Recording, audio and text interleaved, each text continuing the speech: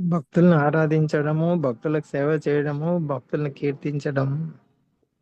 ఇది అదే కృష్ణుడికి చాలా ఇష్టం అని కృష్ణుడు స్వయంగా చెప్తున్నాడు. నా భక్తులను కీర్తించండి, ఆరాధించండి, పూజించండి, గౌరవించండి, ఆదరించండి. భగత సేవ పరమ సిద్ధి సంసిద్ధి. సిద్ధి అంటే విజయం. పరమసిద్ధి అంటే పరమ అంటే దానికి సాటి లేదు. ఆ విజయంకు సాటి లేదు. భక్తుల సేవ అంత గొప్పది. సంసిద్ధి ఇక్కడ భాగవతంలో వస్తుంది. మొదటి స్కందం 2వ అధ్యాయంలో సంసిద్ధి హరితోషణం